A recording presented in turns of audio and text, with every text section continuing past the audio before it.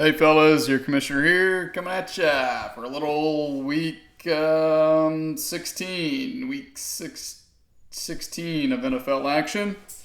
Um, Probably be a quick video, to be quite honest with you. Don't really have a whole lot to talk about. I think the Hogs knocked off Michigan since we last met. Maybe that was before. I can't recall. The days run together. Yeah, we're in the semis now. We're in the semis. We've got 8 teams left, still playing for something.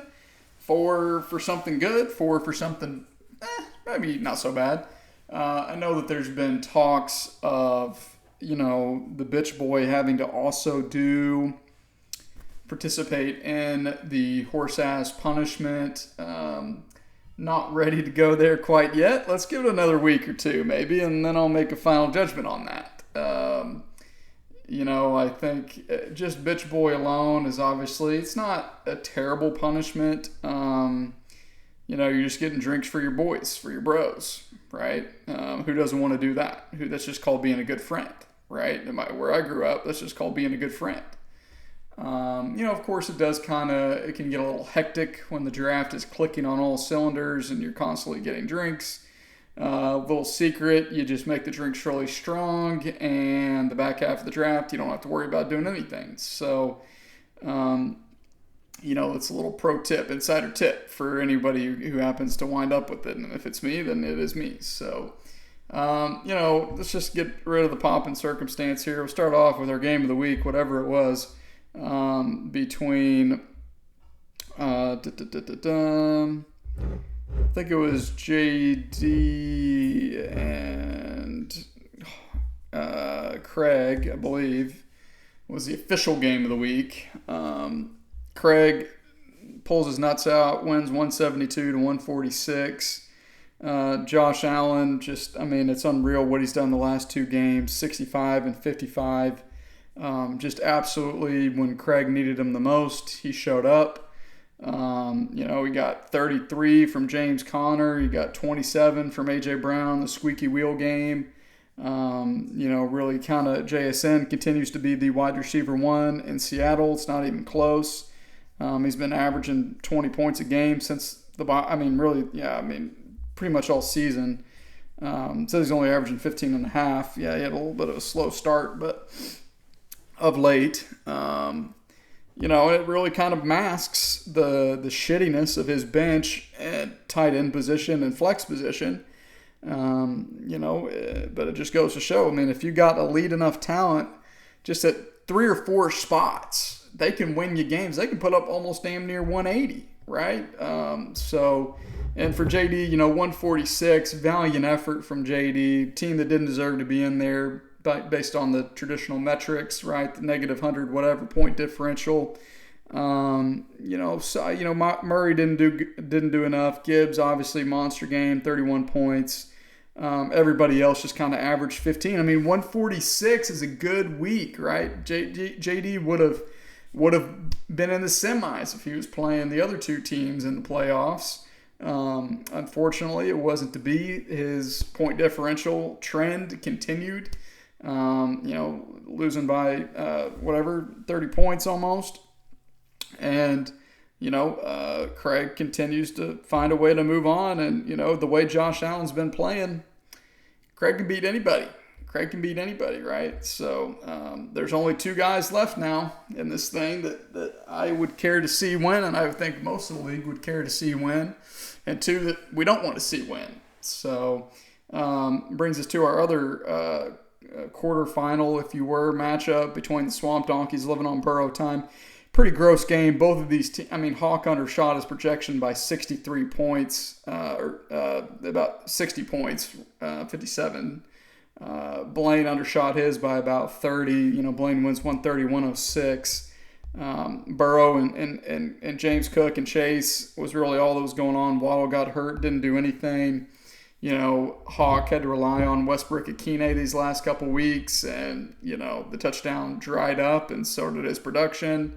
Josh Downs did nothing. Kittle had a pedestrian game. Derrick Henry's been really not good, or very mediocre, I should say, the last several weeks. And, I think Hawk's depth really finally came back to bite him in the ass. He didn't really have anybody on the bench.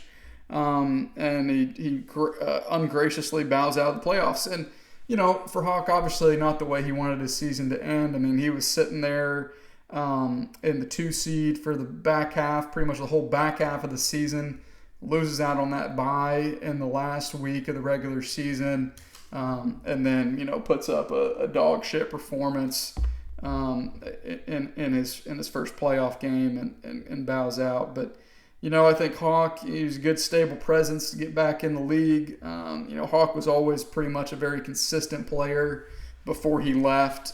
He had a couple years where he had some down years, 4-12, but I think 8-6, 7-7, 9-4 is probably where you're going to 9-5 is where you're going to see this team settle. And for Blaine, 6-8, finally gets a dub, right? 130. Kind of a really carried on the back of the sun god, Amon-Ra, 40 burger from him. Without that, this is a very, very ugly game, a very, very close game. Puka was okay, Stone smart. Isaiah Pacheco's not been very good in his return. He's averaging about 7.5 points. He obviously did not have Njoku. Njoku still maybe he's on the fence. Again, Blaine's bench is pretty thin. Xavier Worthy had a pretty good game. Just when are you going to feel good about starting him? Thielen, I mean, his team's got a lot of, Najee did nothing. Mahomes banged up, not been good anyway, really. I think Blaine's got his work cut out for him this week, but, good for him to see a win. Moving over to the Bitch Boy bracket, we had an extremely close game between the Two-Tone Hog Mollies and Flo's Fury. Nick ekes out a win, 133-129. Couldn't have gotten luckier, really. McCormick looked like he was in line to dominate the touches. He gets banged up early, now he's on the IR. Darnell Mooney, 0 catches on 1 target, goosed. That's, Mooney hadn't had less than 5 points all season. Well, he had 3 points back in week 1, but, Laporta was good. Freiermuth was okay. Debo stinks. Mooney stinks. Judy, is a godsend. JT did nothing. He dropped that touchdown. Obviously, that was a 8-point swing, right? Going from that was the difference. I mean, that was the difference, right? JT dropping that touchdown, going into the end zone. That's an 8-point swing. He doesn't do that. Nick loses this game and is continuing to fight for his bitch boy life. Unfortunately, Nick he seems to perform his best whenever he there's nothing to play for these last few years, and that's where he gets his lucky. It looks like maybe he had to dust off the old devil magic and say, hey, brother, I need you here. I need you one last time, right? And he delivered. Lamar had 50 points, 50 burger. But it just wasn't enough. So Wilson continues to fight for bitch boy. And then our other game, our dog shit matchup, throw up all over themselves. Just shit, fucking bullshit, shit for brains. Matchup of the week, team of the week, keeping the faith. The faith is dead. The faith is gone. There's nothing to believe in. There's nothing to believe in anymore, except my own ineptitude. 104 points, back-to-back weeks, basically below 115 after I'd been averaging like 160 for the 3 weeks prior to that. Missed my projection by a cool 60 points. Ford left the door wide open, only putting up 112. He had CeeDee Lamb and Devontae Smith combined for 60, over half his point total. And Kamara caught a crazy touchdown that whatever. But it's just shit. I mean, Ray did nothing. Ferguson, nothing. DeMario, nothing. McLaughlin, nothing. Tua, nothing. And once again, my decision to not start Baker Mayfield cost me a win. If I'd started Baker Mayfield earlier in the year against Connor, I win that game, and I'm in the playoffs, maybe even as a 2 seed, potentially. I play Baker this week, and I am done. I'm not in consideration for Bitch Boy anymore. And, I'd like to say that I am doing this for content. I'm doing this for the amusement of the league, to keep people talking, because certainly people would be more invested. Not that Ford isn't a good attraction as well, but I mean, he doesn't have the same pop as the commish, potentially having to be subservient. But it's not. It's none of those things. It turns out I'm just not really good at playing this game. I'm not really good at setting lineups. I'm not really good at drafting early.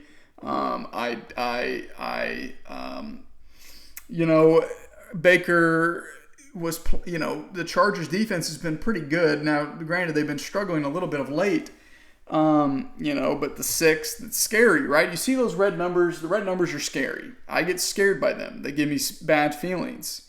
And Herbert was Tampa Bay stinks, and I've continued for no reason to put my faith in Justin Herbert. And all he's done for me the last few weeks is 20 points, 22, 12 points, 23. He had those couple good games, and he sold me hook, line, and sinker. I bought it like the sucker that I am. The Chargers have been the worst second half team in the league. They basically score maybe 3 points in the second half of games if they're lucky. I mean, this is a game that Tampa Bay won 40-17, and they still couldn't even get any garbage time production. They come out hot, looks like, bam, it's going to be a shootout, and then all of a sudden they do nothing. The other team adapts. The Chargers don't react, and that's it. And really where it went all downhill was Lad, he's back. He's so good. He's back, and when will I learn my lesson of a little slot guy having a good game against Ford and me yelling and telling the world about it? I don't think I'm ever going to learn my lesson, to be quite honest with you. I just don't. And whether that's the genesis of the bad luck that I've faced over the last almost 10 years now, I have no idea. But, I don't want it to get twisted that, yes, I'm a dumbass and I make terrible decisions on a weekly basis in this game. But at the same time, McCaffrey being out for the whole year, that's 101. That's tough to recover from, right? Chris Godwin was looking like a top 5 wide receiver, right? He blows out his knee in garbage time, right? Or his ankle in garbage time, right? Again, it's just, it's tough to recover from those things. Barkley's done nothing the last few weeks. Again, I don't want to hear a damn thing about that trade ever again. At bare minimum, it's been a net neutral. It's been a net neutral for both of us. Tracy did nothing against the Ravens. Tommy DeVito is one of the worst quarterbacks I've ever seen play the sport. DK is the 5th target. I don't know if he's hurt. I don't know what it is. He's Decoy DK. That's his name. Because he gets 3 targets, again, in a negative game script where they need to be passing and throwing the ball all game. They're just, I don't know if defenses are just saying, you know what, we're 100% going to take DK away. We'll let anybody else on the Seahawks beat us. Anybody else, and that's JSN. And, I don't know if it's a combination of all of those things. But the fact of the matter is they're not even giving him a shot. All DK gets is little 5-yard hitches stuff like that. They're taking 0 shots deep. They're not even looking for him. And, it was very curious to me that all 3 of my wide receivers, DK, schemed up, first target of the game, first catch, Ladd the same way, Sutton the same way, and then they all proceeded to not really do much of anything the whole rest of the game. It's like, these are guys are your best players. And for Seattle and the Chargers both lost. Denver wins, but Indianapolis is inept. Keenan was fine, 20 points. But it's just, my bench is dog shit. Talk about, hey, hand up. My bench sucks. I went from having one of the deepest teams in the league to by far one of the thinnest. Bucky, I've got Bucky down there, which again, if you talk about Tracy, he might need to be on the bench, right? So really, I've got like Tracy, Kenneth Gainwell, Chucker, Palmer. I've just got a bunch of, handcuff guys that are worthless, So it's not good. It's not good. At the same time, if I do get bitch boy, I got no problem getting drinks.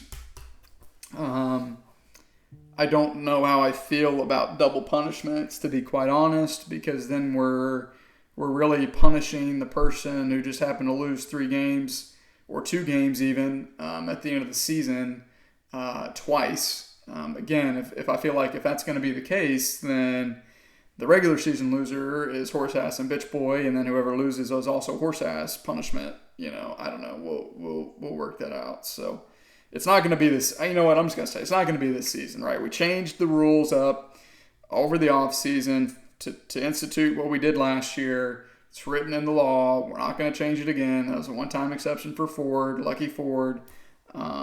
And maybe we can discuss doing something different, in 2025. So, anyways, all right, let's go ahead and get into a recap. There were some waivers picked up, a bunch of no-name guys. Who cares? Recap of this week's matchups. We'll start off with the bitch boy bracket. I'm playing All You Need Is Love, the 12 seed rip. I'm projected to win 165 to 148.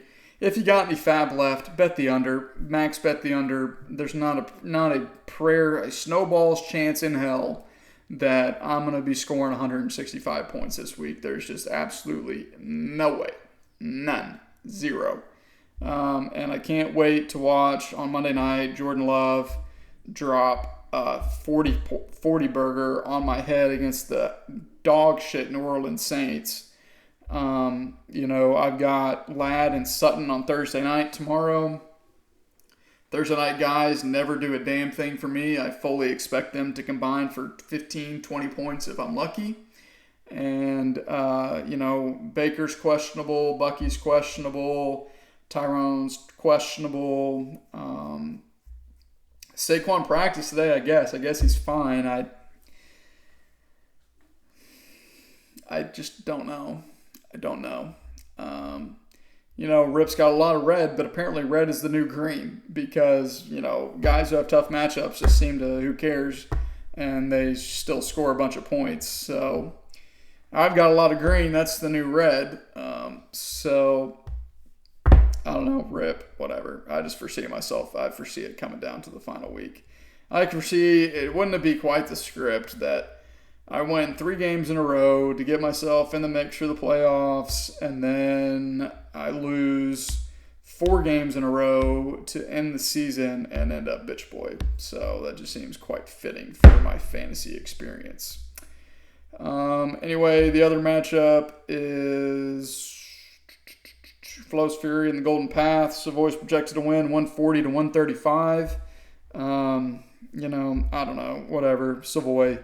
Let's give the people what they want, right? Let's give the people what they want. Let's give it to Kamish versus Wilson, and JT and Judy are going to combine for 70 points, and Saquon and Keenan are not even going to play or get 10 points total, and, I'll be serving up drinks.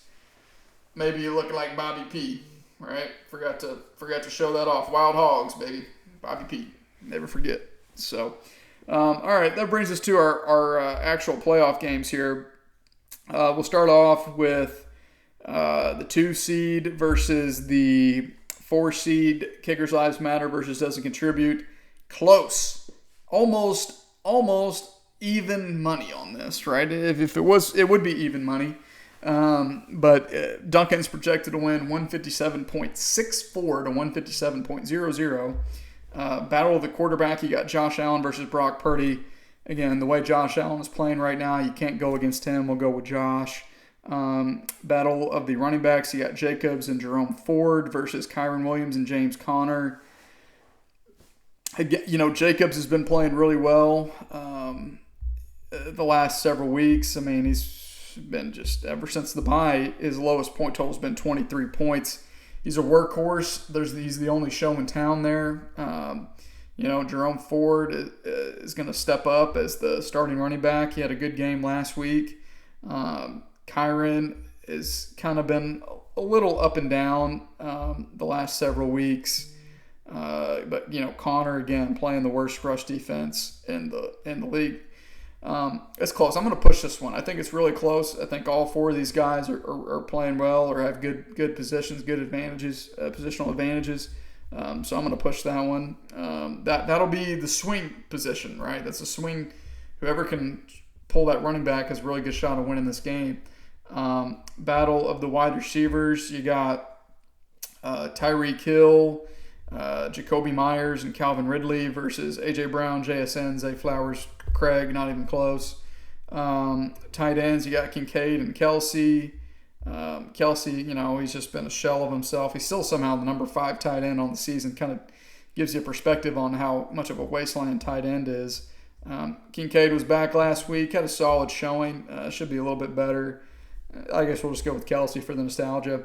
And then battle of the flex, you got BTJ versus Tucker Kraft. BTJ, not even close. So, like I said, I really think it's going to come down. If Duncan can win the running back, he's going to need to have a chance to win this game. I really don't think that that should be projected to be as close as it is, to be quite honest with you. Duncan, you can take that as bulletin board material, as disrespect. But I think the way that Craig's team has been playing right now, the last couple of weeks, he's hot. He's one of the hottest teams in the league. That's what you want to be. And Duncan's certainly been good as well. But I think I'm going to have to go with Craig in that one, the kiss of death for Craig. So I think it's unfortunate because these are the 2 teams that I want to see win over the other 2 guys I'm about to talk about.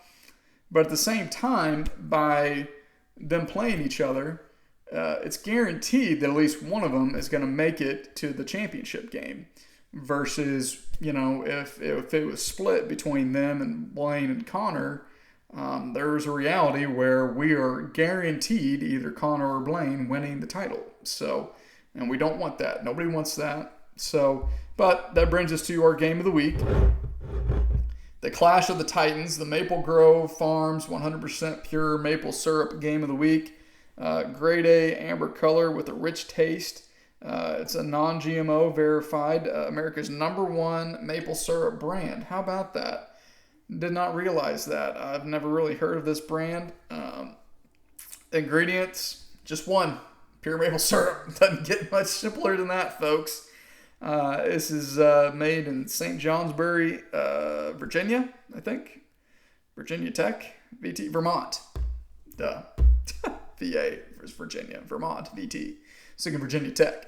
There's about 12 serving size, refrigerate. Oh, this is supposed to be refrigerated after being opened. Probably why it's so liquidy. Yeah, I probably shouldn't be, because this was open a while ago, guys. This is, it's not been opened recently. Well, what the hell, right? If I go out this way, I go out this way. So, whatever. Maple Grove Farms, maple syrup, the official maple syrup of the Bring That Wood Fantasy Football League. Cheers. Yeah, maple syrup should not look like this, right? It should not have this level of viscosity. So, Cheers.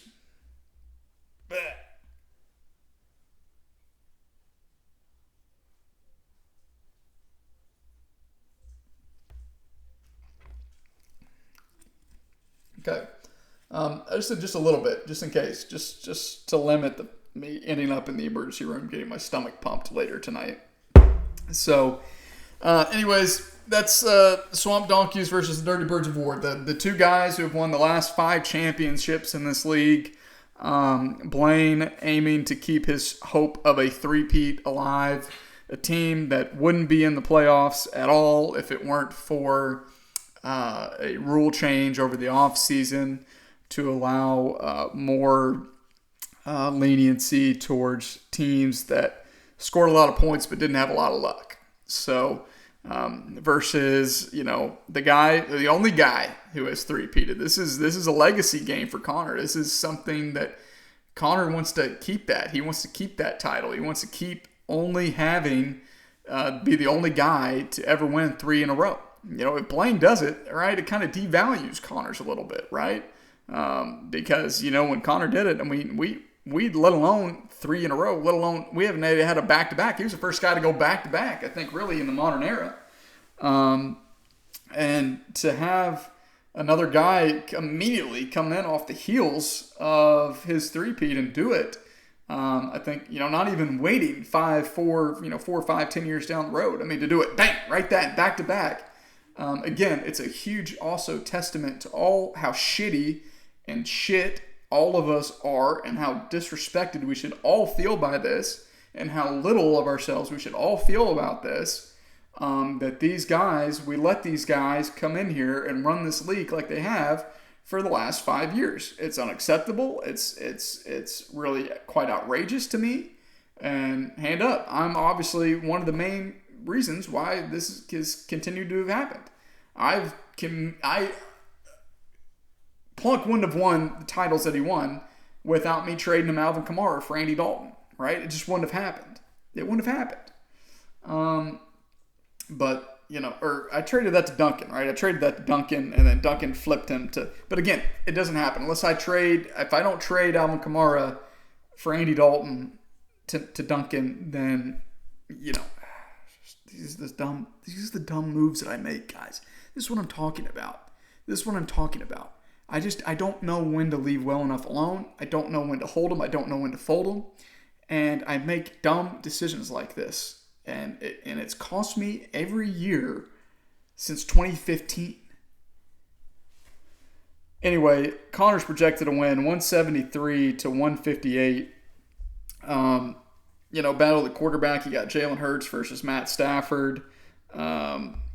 See if that can bring him some. Old Stafford can bring him some luck. Get the Ram stack running. Hurts obviously had a really, really good game. 41 points. Really has kind of bounced back pretty well after having a little bit of a struggle for 3 weeks in a row. 30 and 41 the last 2 weeks. We got to go with Hurts in that one.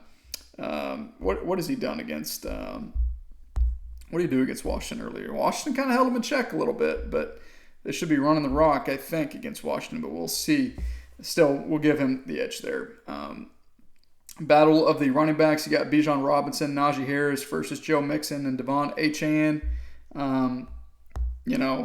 Achane's just been a ho-hum 20-point guy pretty much every week. Mixon's a little dinged up. Kind of been a little Jekyll and Hyde the last several weeks. Kansas City obviously has one of the best rush defenses in the league. I think I'll probably go. What did Najee do against Baltimore? 16. I'll probably give the edge to Blaine there at the running back, but I think it's close. I think Bijan and Achane can kind of cancel each other out. And if Mixon's healthy and is able to, like I said, red is the new green. Jerome Ford got 17 points against the Chiefs last week, so I'll give it to Blaine. I think I said Doug. I'll give it to Blaine. I don't know what's going on. Wide receiver, St. Brown, Nakua, and Thielen versus Justin Jefferson, Malik Neighbors, and Drake London. Probably the best wide receiver against wide receiver in the league. Craig probably could make an argument for that as well. You know, I don't know. Thielen, Arizona's got a really good secondary. They have a sneaky good defense this season. It's really kind of frustrating. Good defense really is quite frustrating, to be honest. I really wish teams did not play as good a defense as they played this season. Some don't, but there's been a lot of teams that have been above average, I feel like, and it's not been great. But say that to say, Connor, I like his guys just a little bit more, just a little bit. Tight end, you got Njoku for now, maybe against Trey McBride. If he doesn't have Njoku, he's going to have to play. God, well, he can't play Stone Smart because that's on Thursday. Better hope that Njoku plays, buddy. Because is he out of money? Is he out of money?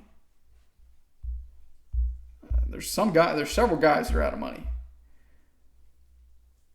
Blaine's out of money. Whoa.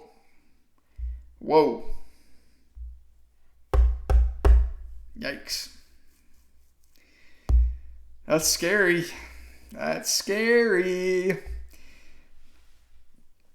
Wow. And see, this is why you got to look ahead, right? This is why you got to look ahead whenever you're making these pickups, whenever you're out of money, right? He spent his last money on Stone Smart. He had to have known that Thursday night game, I guess he just assumed that Njoku was going to be fine, and maybe he will be, but if he's not, regardless, I'm going to go with McBride in that one. And then Battle of the Flex, you got Pacheco versus Mike Evans. Mike Evans, not even close. He's going to torch Dallas. Torch them. Scorched earth motherfucker against them.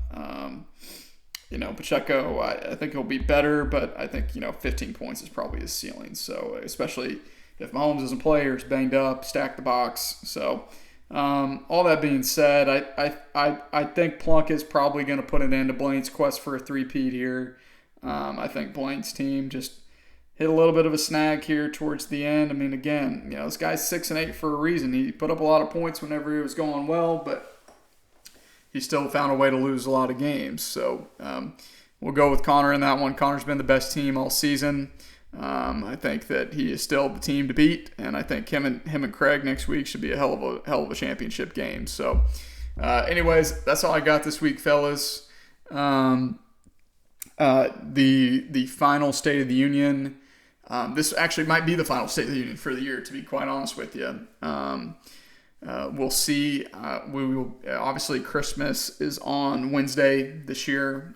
It's a week away. Can't believe it.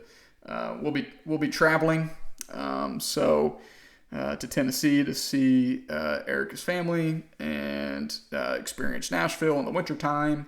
So, we'll see. Maybe when I get back, we can do it. Saturday, we should be getting back on Friday. So maybe Saturday we'll do a little bit late one. But we'll just see. We'll see how things go this week, and we'll assess. But anyways, good luck this week, fellas, to those playing for something. Stay safe out there. If I don't, obviously the State of the Union won't come before Christmas. So if you guys are traveling anywhere, please travel there safely. I hope you guys have a really fun and enjoyable Christmas season. Spend it with your family, spend it with your friends.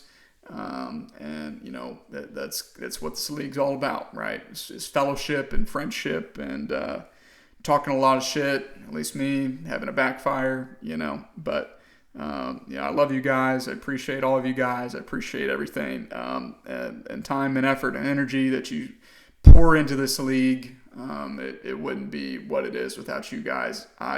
Personally, I wouldn't be who I am today without you guys and without this league. So this league means a lot to me. I hope that we can continue it for a really, really long time. We're all going to have our moments where we're emotional and down in the dumps and upset, mainly me. People people deal with their feelings in different ways, right? So, anyways, I love you guys. Hope you guys have a very Merry Christmas. And as always, we're big.